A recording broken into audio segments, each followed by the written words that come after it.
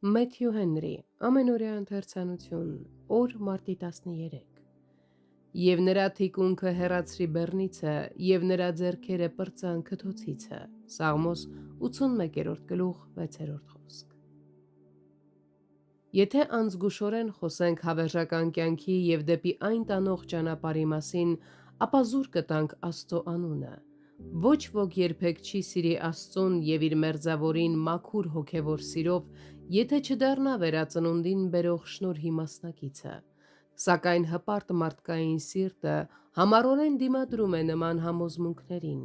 Քրիստոսը օրինակ բերեց մի աղքատ հրեայի, որը դժվարության մեջ էր և որին օգնություն ցուցաբերեց մի բարի սամարացի։ Այս աղքատ մարդը ընկավ ավազակների ձեռքը, որոնք թողեցին նրան մահանալ իր վնասվածքներով։ Նրան անտեսում էին նրանք, ովքեր պետք է նրա ընկերները լինեին, սակայն նրա մասին հոգ տարավ մի անծանոթ, մի սամարացի,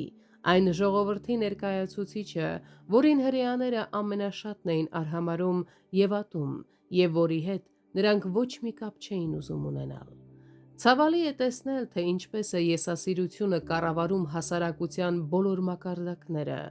Քանի արդարացում են մարդիկ հորինում ուրիշներին օգնելու դժվարությունից կամ ծախսերից խուսափելու համար,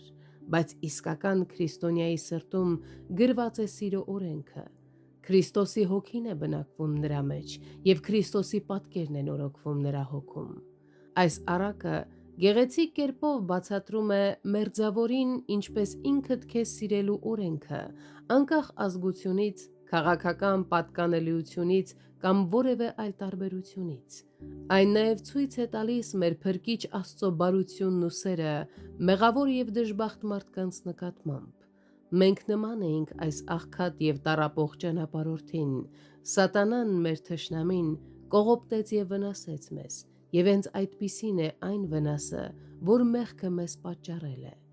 Օրհնյալ Տեր Հիսուսը կարեկցանք ցուցաբերեց մեր հանդեպ, և հավատացյալը հավատում է, որ Տեր Հիսուսը սիրել է նրան և իր կյանքն է տվել իր համար, երբ նա դեռ թշնամի և ապստամբ էր։ Այսպիսով, Տերը իր ողորմությունը ցուցաբերելով, այժմ պատվիրում է նաև մեզ. գնա, դու էլ այդպես արա։ Ղուկաս 10 գլուխ 37 խոսք։